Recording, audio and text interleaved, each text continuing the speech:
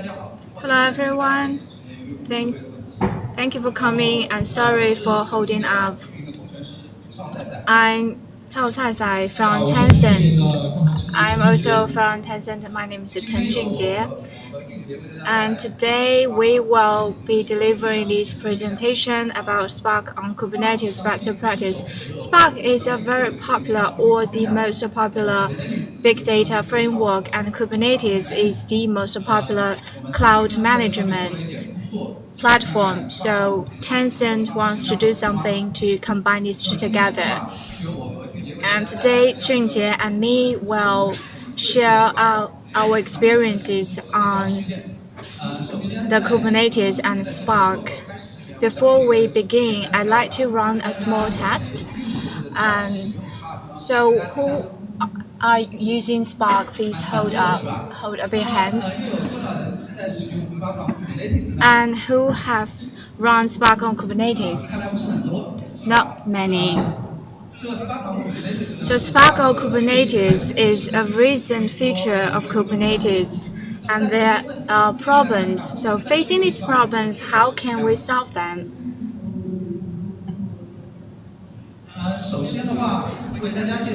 Well, first of all, what is Spark? Spark is a unified big data computation engine, and it's the most popular big data framework so far. So why is it so popular? Because it has some advantages. The first is it's based on the DAG. It's a DAG-based task scheduler. We know that conventionally, before Google released its mass-produced thesis, it says the mass-produced needs to be based on linearization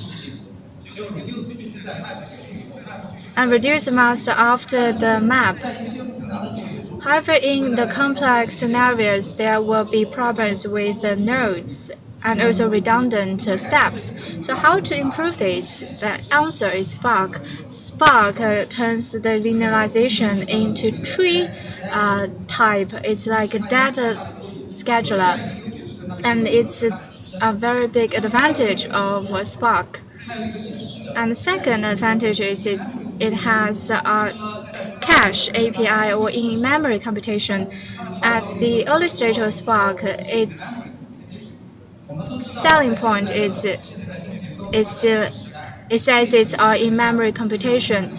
Well, memory, we know normally it's a GB level or TB level. So memory turns into a disk or a hard drive.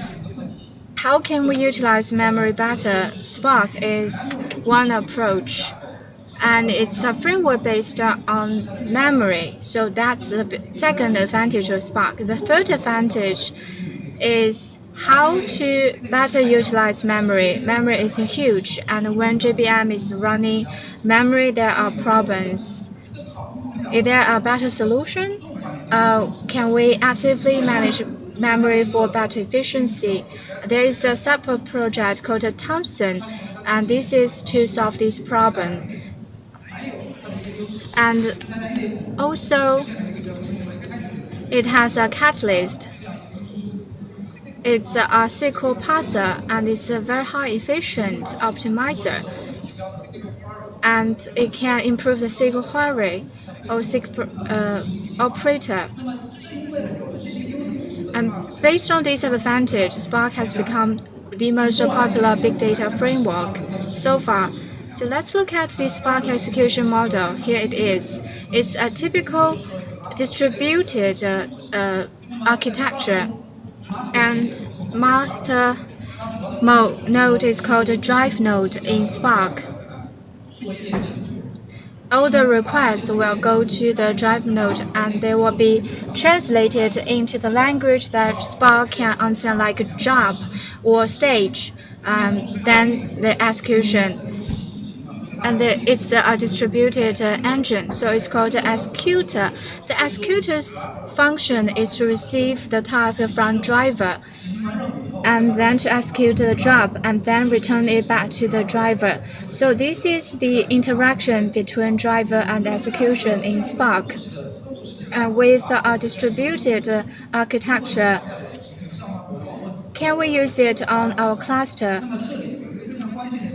Here is a key, is the yellow one. We introduced a concept of cluster manager, and our process needs to be rescheduled to the cluster. We need to distribute resources to the cluster. That's why we need this cluster manager to start this application or start this Spark's distributed architecture. So Spark is very simple. The architecture is very simple. And here I want to say Spark at the beginning of the design, it has two layers. One is how to schedule the Spark itself, and second, how to schedule the task in applications of Spark. So the cluster manager is very abstract. It's a generalized API, so we can use plugins to put in every kind of cluster manager we want to use. And from the beginning to today, the version is 2.4, and it can support all kinds of cluster manager, or at least the mainstream ones. So at the beginning, it supports Prometheus. And Prometheus is a very popular DCOS. And it's the same level with Sparks. So Prometheus has a threshold, or it's a bit complicated. As a result, to promote Spark better, to reach more clients, Spark in the 1.7 or 1.5 version, it launched a lightweight built-in cluster manager, and it's inside the Spark. It's called a standalone cluster manager, and it's not a modern cluster aggregator. It's a simplified cluster, and the function is to schedule the process. It does not have any function for the function isolation or the lineup or the scheduling. It's very simple. It's just a cluster manager, and it's lightweight. And with the mature of Head Hub, we have a Head Hub 2.0, and more clients, more companies are upgrading their Head Hub to 2.0 or 2.4. So Spark, Onion.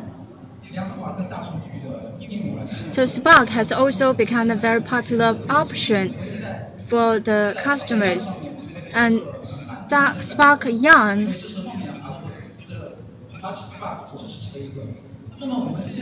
is also one of the first choices. But now we face a problem. The cluster manager keeps iteration, and my Spark can support all kinds of cluster manager. So can we support Kubernetes? Kubernetes will become the mainstream in the future. So the answer is definitely yes. It will support Kubernetes. From Spark 2.3, it supports Kubernetes cluster, and I will walk you through the history. So the earliest cluster on Kubernetes start from 1.0.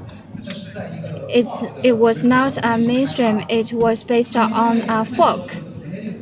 And back then, Kubernetes functions were not very advanced.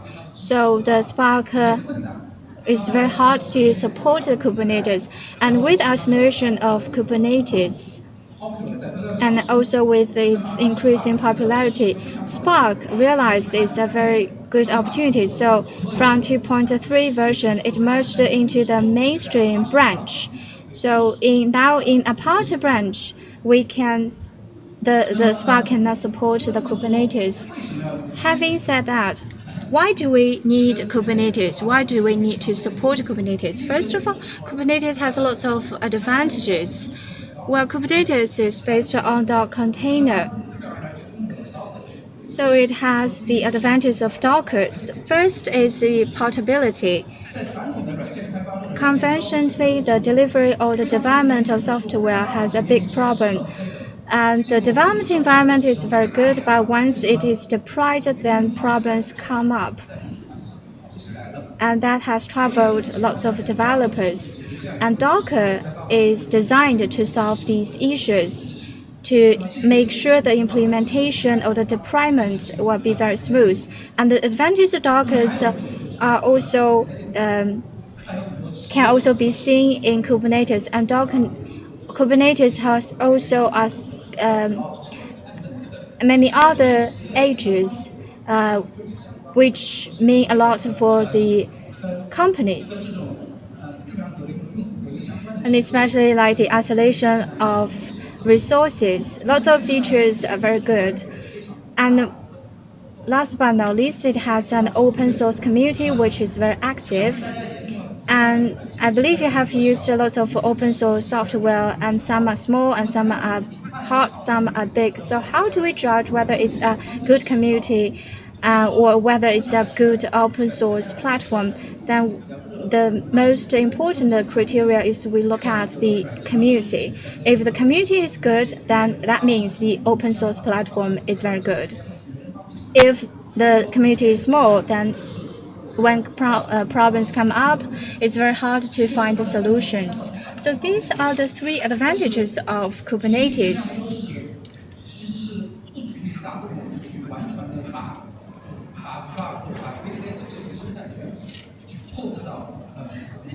But for us, it's more than that. We think the deployment is very, very valuable of Kubernetes. First, it's a mixed deployment. We know that in traditional companies, when they deploy, they will turn to Kubernetes for microservice. And they will deploy microservice in Kubernetes like some small web services. But there is a problem. If we want to run some big data, we need another cluster, or we need a standalone cluster manager, or a standalone data center.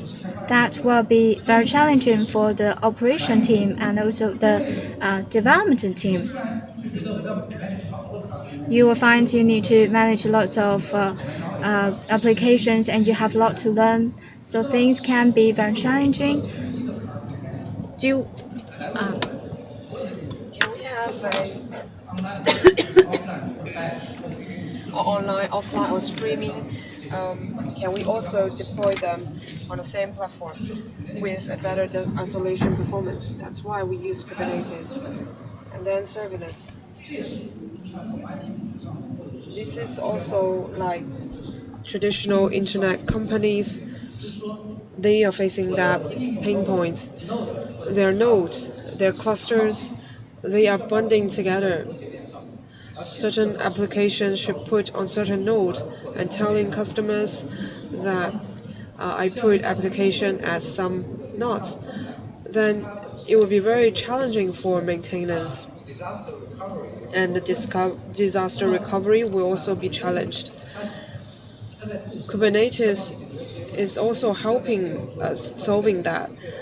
We don't worry which node is failed, because it has mechanisms to safeguard that. Based on these two reasons, we want to take Kubernetes as our platform. And then Spark on Kubernetes architecture. It's very simple. It's very similar to other architecture when you're handling a Spark application. And after that, there will be a client's interaction with it. Then service or part will be started, and then process will begin. So it's very simple. So we decompose it to see the details. For the first step, we need to have such a Spark application at the Spark submit. It's a command line. When you submit that, you need to submit it to Kubernetes. The master dash will be also set as the RU. The client will be start locally, and relevant information will be submit to API server. API server will distribute that to scheduler, and the scheduler will first allocate driver part. Spark is divided into driver and executor. Driver is the master node, so it is a pod. After start that pod, in that structure, we need to start executor one by one. Then driver will once again tell Kubernetes master how many executor need to be started. Then Kubernetes master will receive the command and start the executor part needed.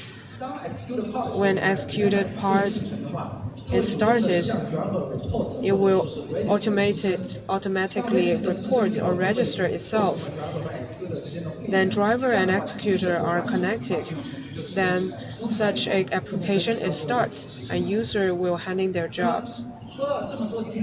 After talking about details, it's very easy to use. All the Spark application will have this combined line for execution. The only thing, well, different here is that the dash master need to have the URL of the master. If you need to designate standalone or for standalone. All the application on Kubernetes, they are run in containers, so we need to know what is the image for container. And here we have the image for container. For Spark, when you click on the button, it will begin to run. It's very automated. It's very easy to use. You don't need to know much knowledge behind Kubernetes, and you can run it smoothly. Then, Spark on Kubernetes status. Last week, it was released the version 2.4. There are many improvements being made, but here it's still in the experimental stage. It's not achieving the GA. It supports the Spark Docker. There are two modes. One is client, the other is cluster. The difference is that the driver part, whether it is in local or in remote. 2.4 supports remote mode and the static relocation of executors. In Spark, when you start drive part, and the driver part need to tell the master how many executors are needed.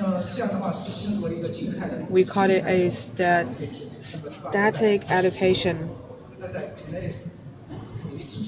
With Kubernetes supports, it has that function. And then staging server, when we submit an application to the Kubernetes or other cluster manager, it's not only a bin file or binary.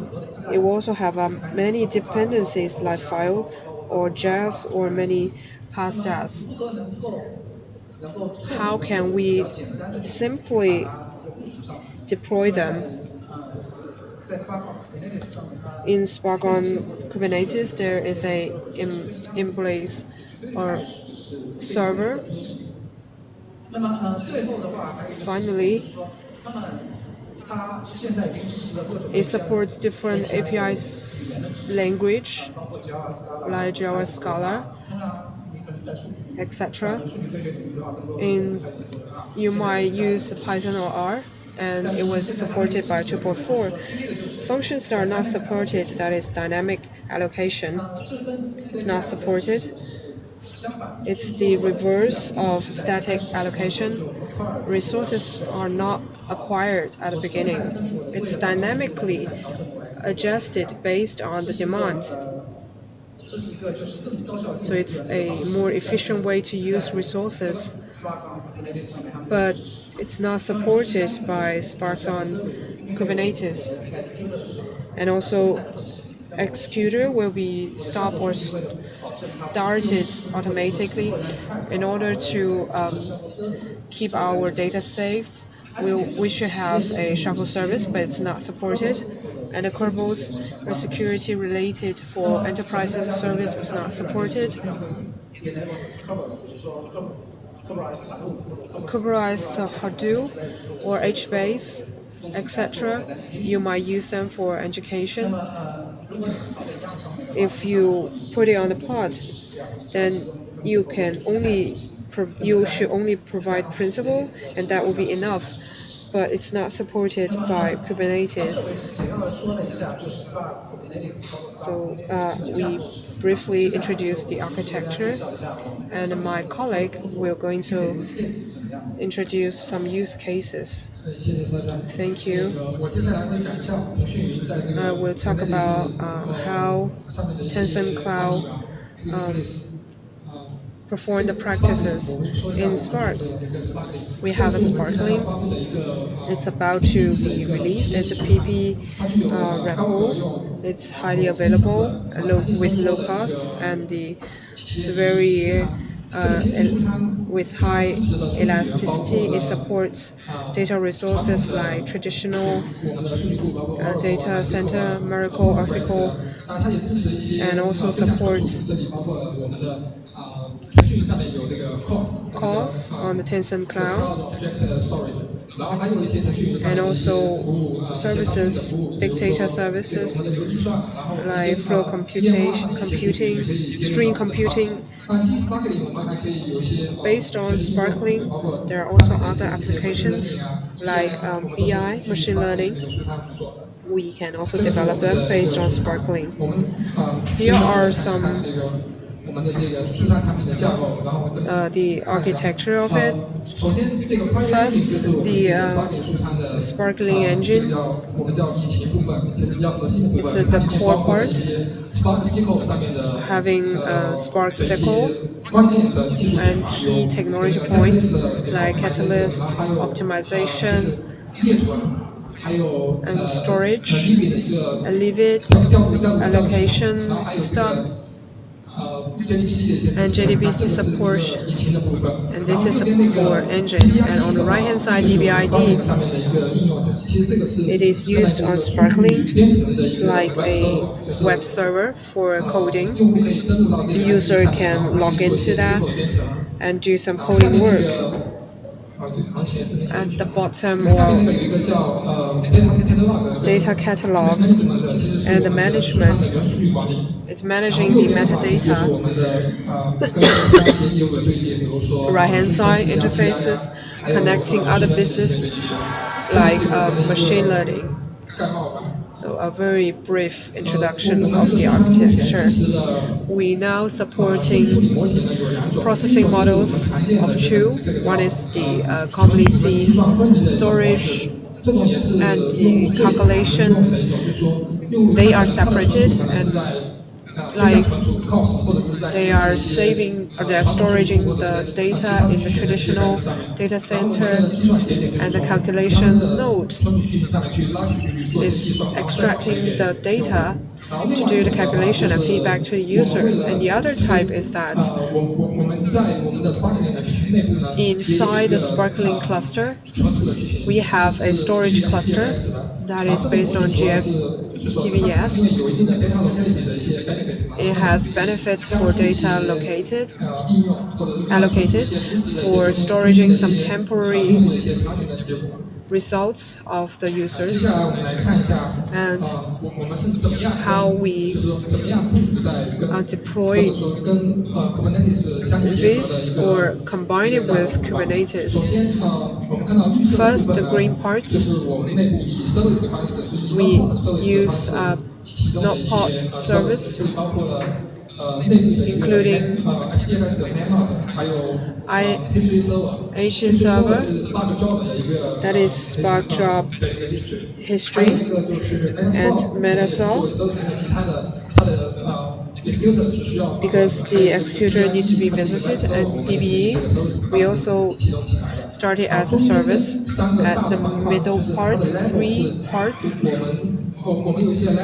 We have some labels. That is one is master call for storaging, and data node, memo node, and the service part will be stored here.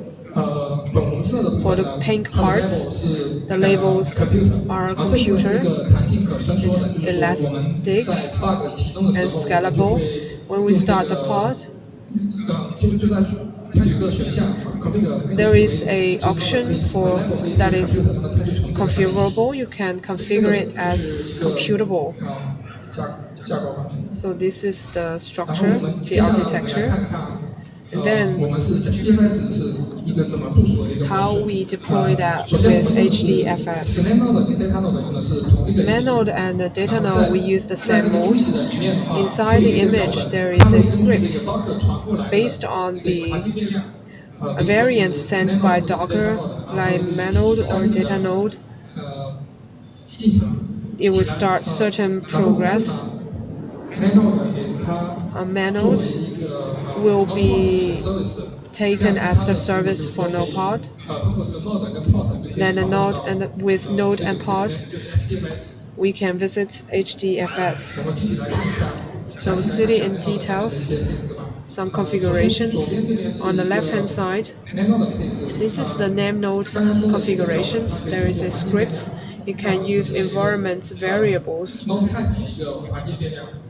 So you can see the variables here, and at the bottom, the variables are extracted from config map.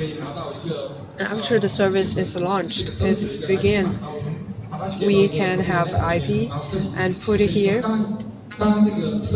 Service itself can also use environment variables.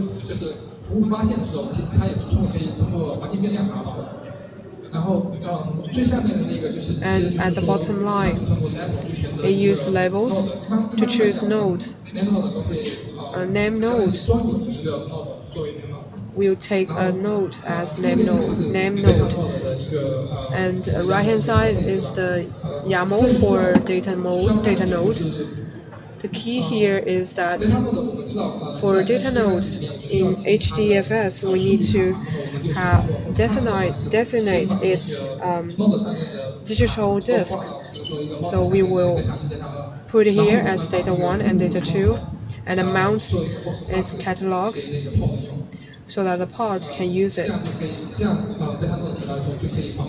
Then it will be able to visit this part of data. Other modules are based on not pod surface. So the executor pod can use node IPE directly to visit the pod.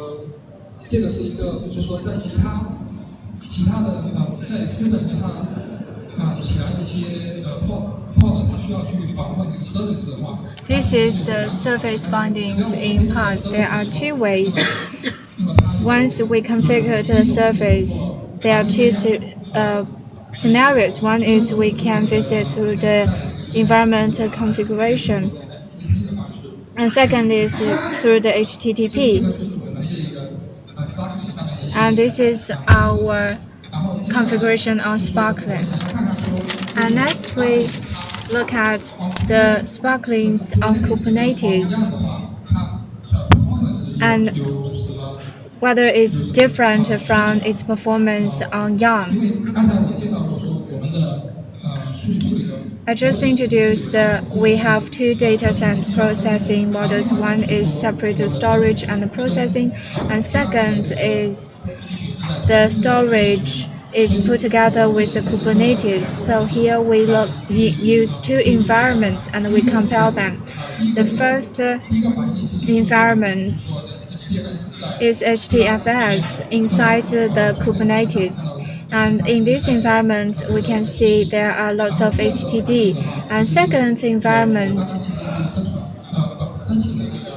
which is applied for the Tencent cloud, called cache VM, and the CPU's ratio, CPU to memory's ratio will be 1:8.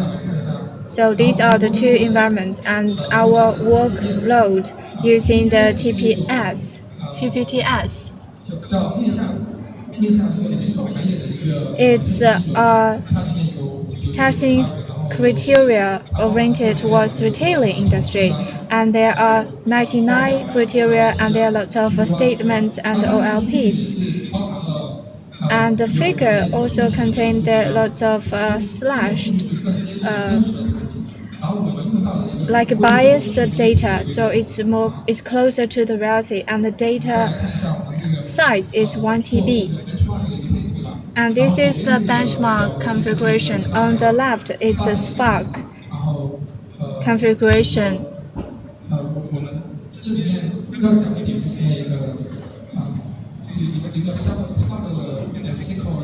The Spark.sql.partition. This is to control the Spark's parallelism. And we set it at 1.24. So it's related to the memory, executor memory, and it's based on experience. And on the downside, there is an auto pass beneath. And this is to join the small table with the big table. If the small table is less than 30 MB, then it will be broadcast to the big tables. So there will not be hash joining. On the right, it's related Kubernetes. And here there are some key figures. The fourth one is not slot key. We just said our nodes have labels. It's called computer. So here we have a label. And underneath, there is a service account. And Kubernetes default service account needs to be changed. And we need to do a load buying to combine this account with Kubernetes. It's not shown here. And underneath, we now support 2.4, and this is a new feature of 2.4. Well, initially the Kubernetes don't have also pass. It was not mounted in Warriors, and this is a new feature for 2.4. And we know that Sparks, when dealing with computation, there is some middle results needs to be confirmed. If we don't use a direct pass, then there will be some problems, and the middle results may be relocated with the final results on the same node, like on the same storage layer, and there will be problems with the performance. So here I created a local disk, and then I mounted here. With all these configurations, we can look at the running results. When HDFS is external, when the storage is separated from computation, we see that sparkling is very similar to the YARN, and the whole data size is 1 TB, and the memory is 1,280 GB. So the total running hours, the run time is 3 hours.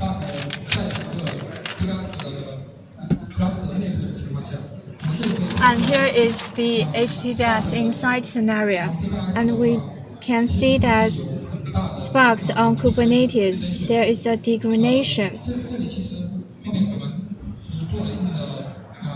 We have done some investigations, and we found this is because the data locality.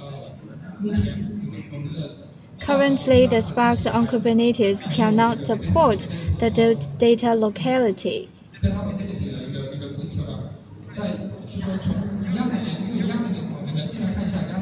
So we can first look at the data locality in YARN. YARN has two layers for data locality support. The first is it has a task layer. Like if a driver wants to read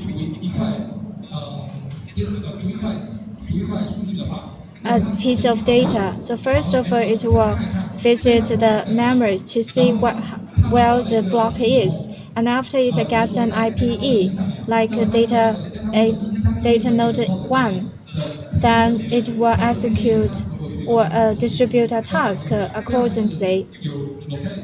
So then it gets the benefits of data locality. Second is the container data locality in YARN. And the system knows where the data is in which node. So when distribute a resource, the resource will be located near to the node. Spark on Kubernetes.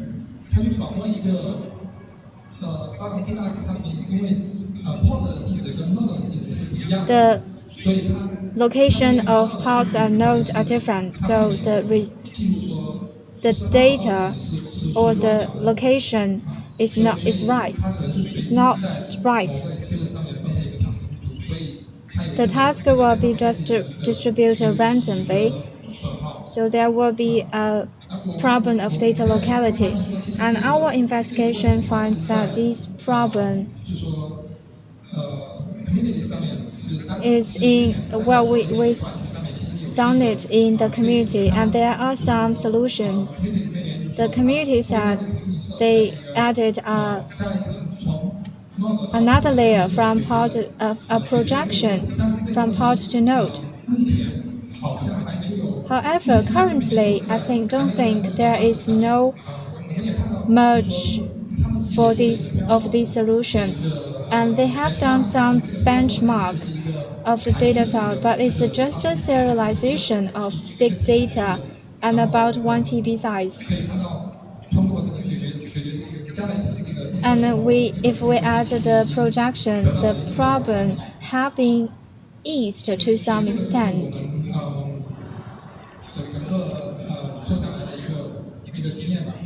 So this is our experience, and I will give back to San.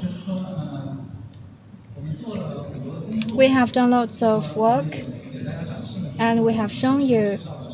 We first said what is Spark and Kubernetes and the flow of Kubernetes and our use cases and optimization at what point. What I want to stress is 3 points, and it's also based on my experience. Is first, using Kubernetes has lots of advantages. First is we have a unified deployment environment. This is a very big advantage. And the second is in our tests and all our use cases, we'll find when we containerize the big data, we don't see a waste of performance or a reduction of performance, but there are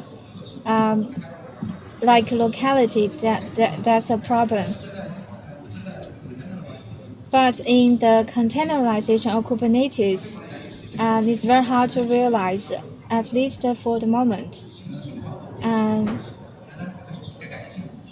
there are still rooms to improve.